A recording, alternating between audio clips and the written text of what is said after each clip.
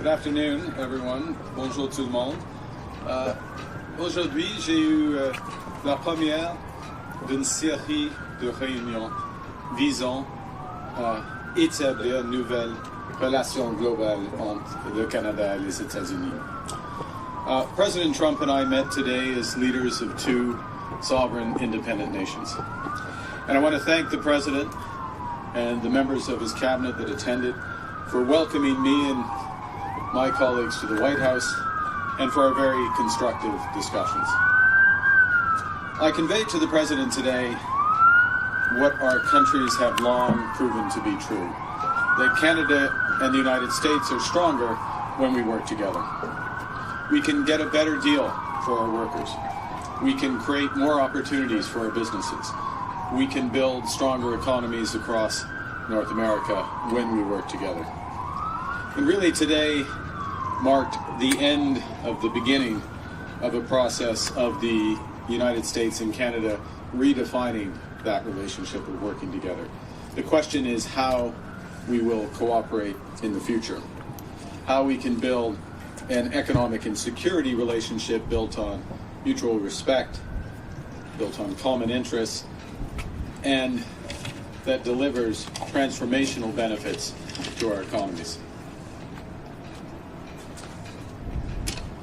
We had what I would describe as wide-ranging and, as I said a moment ago, very constructive discussions. We agreed to have further conversations in the coming weeks, and we are looking forward to meeting in person at the G7 summit in Kananaskis in Alberta. Now, while that's going on, in Canada, we will focus on what we can control. Alors, demain, je réunirai avec les premiers ministres pour une appel afin de faire le point sur les conversations que nous avons eues ici aujourd'hui et de discuter du travail qui nous attend. We are going to reinforce our strength at home. We will reinforce Canada's security for an increasingly dangerous and divided world. We will transform our border security, our security in the Arctic, and our support for our allies around the world. We'll build an economy that creates jobs, grows incomes, and withstands shocks. We're, in fact, the strongest economy in the G7, an economy that works for everyone. Nous allons bâtir une économie canadienne renouvelée, où tous peuvent réussir dans un monde qui est en train d'être profondément transformé. Nous allons bâtir les infrastructures qui permettront à nos entreprises de rejoindre de nouveaux marchés autour du monde. Et nous allons bâtir une seule économie canadienne par 13. We are masters in our own home, and we can give ourselves far more than any foreign government can ever take away. So now is the time to build, and based on the discussion today, to build at home and to build with our partners abroad, including the United States. Merci beaucoup. Thank you very much, and I look forward to your questions. Thank you, Prime Minister. We'll now begin the press conference. We'll begin with questions from the traveling delegation. First question, première question. Good afternoon, Prime Minister Tonda McCharles, Toronto Star. I was watching your face through the meeting in the Oval Office, and I wondered what was going through your mind when the President talked about erasing the artificial border and how he criticized your predecessor and Madam Freeland. Thank you for your question. I'm glad that you couldn't tell what was going through my mind as that was going through. With respect to the first point, the President has made known his wish about that issue for some time. I've been careful always to distinguish between wish and reality. I was clear there in the Oval Office, as I've been clear throughout on behalf of Canadians, that this is never going to happen. Canada is not for sale. It never will be for sale. Some things, as I said in the room, some things are never for sale. And he agreed with that. I distinguish between the two, and then with respect to the importance of reestablishing a constructive relationship for negotiations of a partnership, of an economic and security partnership, which is what we were here for. I look forward, not back, and I think we established a good basis today. what gives you specifically any indication that the president is willing to renegotiate a new trade deal with you and drop tariffs? Apart from the fact that he said that he would, is willing to have that negotiation, I think that's the main thing. That doesn't presuppose the outcome of the negotiation. As I've emphasized, it's a complex negotiation. There'll be zigs and zags, difficult aspects to it. But the prospect is there. We discussed it in more detail. And as I said a moment ago, we'll be following up, both between officials, but also he and I in the coming weeks. Thank you. Minister Carney from CNN. Sorry, no, we're going to hold on. Thank you. Thank you. Bonjour, Monsieur Carney. Bonjour, madame. Avec quoi ressortez-vous concrètement de cette rencontre avec Monsieur Trump? Ouais, nous avons eu une discussion à travers des sujets géopolitiques et des sujets et des enjeux qui impliquent les relations commerciales du Canada et des États-Unis. Nous avons un trajet concret. Nous avons eu un échange des perspectives en ce qui concerne les tarifs, les objectifs stratégiques des États-Unis, les objectifs stratégiques du Canada. Et il y a plusieurs enjeux sur lesquels on peut avancer les discussions. Alors, il y a un plan qui existe et une volonté qui existe entre les deux pays d'avancer les discussions. Mais il n'y a pas de décision sur n'importe quel tarif aujourd'hui. Quand il a été question, quand on a posé la question à M. Trump sur les tarifs, s'il avait l'intention, si vous pouviez faire quelque chose pour les lever, pour les supprimer, il a dit non. Comment est-ce que vous l'interprétez? Ce n'était pas une surprise pour moi. Pas du tout. Non, pas du tout. Parce qu'il c'est une situation très complexe. Hein. Il y a plusieurs tarifs. Il y a des liens entre les initiatives américaines. Il y a le monde qui est plus dangereux et divisé. Et il y a des liens entre nos relations sécuritaires et nos relations économiques. Alors, il n'y a pas une initiative canadienne qui peut changer cette situation. C'est la raison pour laquelle il faut avoir des discussions globales. Oui, mais ce que je voulais dire, c'est qu'il faut s'attendre encore à ce que plusieurs mois, dans les prochains mois, ça reste. On verra. On verra. On verra combien de temps ça va prendre. Prochaine question. C'est pas nécessairement comme ça. Hi, Prime Minister. Joanna Smith from The Logic. At one point during the meeting in the Oval Office, the President, when talking about the tariffs and talking about a deal, also made very clear that when it comes to autos, his goal is to have car makers make them in the U.S. and for the tariffs to not make any economical sense to be made in Canada anymore. Do you anticipate lifting tariffs on autos at any point? And what did you tell him in the room about that topic? Well, we had discussion about all the major issues in the room, so to speak, in the lunch afterwards, including autos, and specifically, without going into the full details, the strategic position of the North American auto industry, or more specifically the Canadian-U.S. auto industry, versus foreign competition, including from Asia, and how that could be enhanced. I and the Canadian government, and I would say the Canadian auto industry, I would actually say the auto industry as a whole, is of the view that Canada, the Canadian auto workers, Canadian auto companies, Canadian parts companies, Canadian steel, Canadian aluminum, all play an important role in enhancing the competitiveness of American auto companies. So we will continue to press that case and look for an arrangement that takes full advantage of it for the benefit of the United States, but of course, from our perspective, very much for the benefit of Canada. And what did he ask you about China in your closed-door meetings, and what did you tell him? That's why they're closed door. China came up? Well, yeah. We had a wide-ranging discussion. Next question, prochaine question. Bonjour, M. Carney. Michel Sabat, la presse canadienne. Je vais essayer de faire du chemin sur la question de ma collègue Mélanie un peu plus tôt.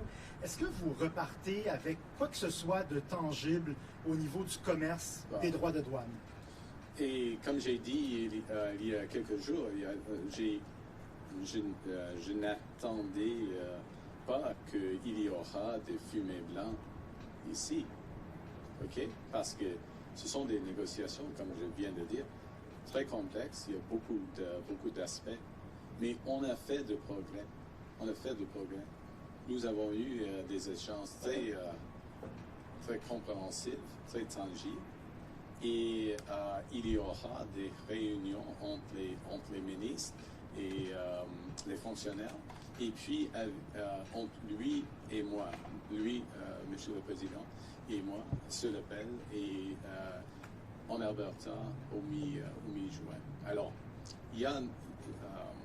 on a fait de progrès, mais toujours dans les négociations commerciales, n'importe quelle négociation commerciale, il y a un processus et le fin, et pas nécessairement de progrès qui est apparent pendant les négociations. Ça, c'est la vie des négociations. Okay?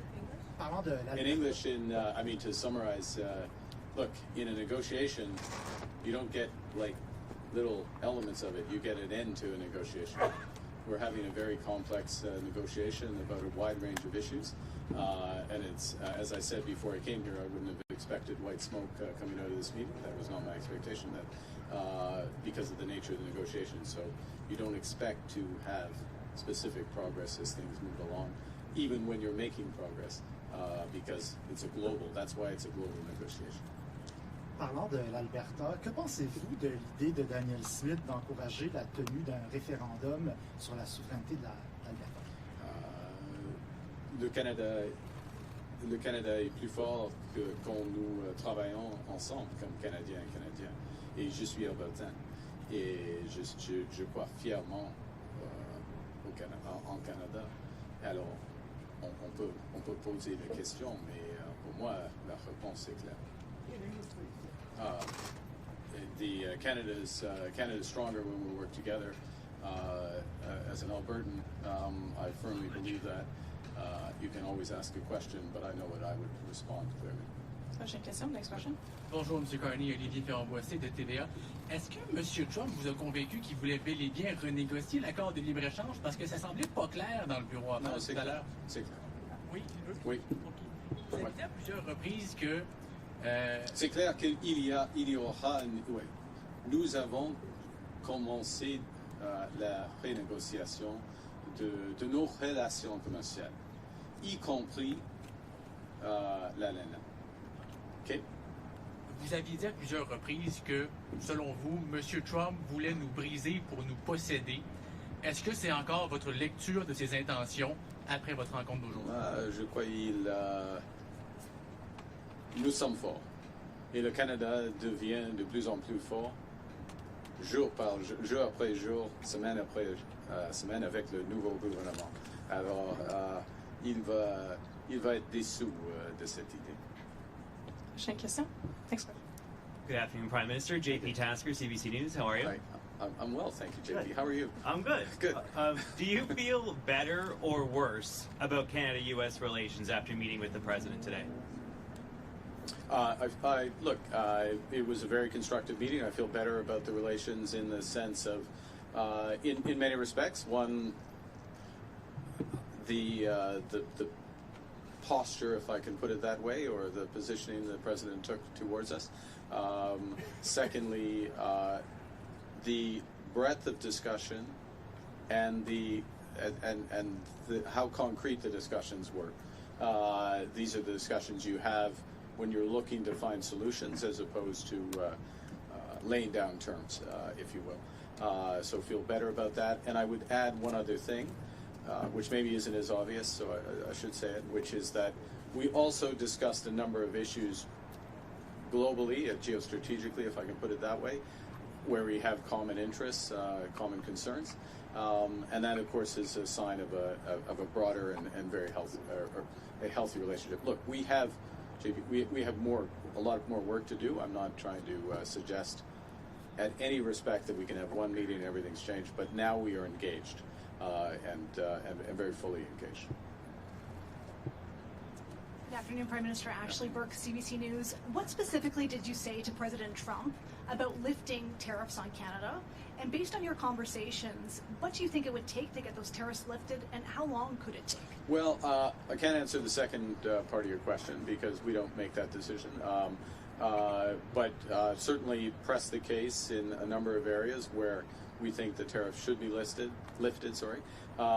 And specifically, I'll give an example with respect to the scourge of fentanyl and the efforts, the considerable efforts that have been made at our border and behind the border in terms of raids as well. Huge investments in border personnel, in drone surveillance, Black Hawk surveillance, and then those are being reinforced, as you would have seen during the campaign, commitments to another 2,000 in effect, 1,000 border guards through CBSA, another 1,000 RCMP, further efforts there. And what we're seeing is huge results for this. Canada's contribution to this problem, cross-border problem, was always very small, but it's down by over 90% with the efforts. And it is an absolute focus of the government. So that is an example of where we would see the case being very strong for the tariffs to be removed. We've made that case. We'll see where that goes. In other areas, the tariffs are, in our view, not in the interests of American competitiveness and jobs. We have more work to do on making those cases on that. Thank you. Pardon? Sur le fentanyl, alors, nous avons fait beaucoup de progrès en ce qui concerne le fentanyl. Il y a une chute. On a commencé avec un niveau très bas par rapport au Mexique. C'est moins de 1%, mais il y avait une chute le niveau, le montant de fentanyl. C'est presque 0,1% maintenant des exemples. Alors, mais c'est pas par hasard parce que nous avons investi beaucoup en ce qui concerne la sécurité de notre frontière, et mon gouvernement va réinvestir de plus, 20% de plus par exemple par rapport les agents de la frontière. Alors, le cas pour enlever ou supprimer les tarifs de fentanyl est très fort maintenant. Thank you. We'll have time for one last question and follow-up. Dernière question de suivi. Hi, Prime Minister. Stephanie Taylor with the National Post. I heard you say, there's a difference between the President's comments around Canada becoming a 51st state as a wish versus a reality. You told him that Canada was not for sale. But many Canadians are offended and deeply angered by the fact that he keeps repeating this comment. So have you asked the President to stop calling Canada the 51st state? Yes. When did you ask him? Today.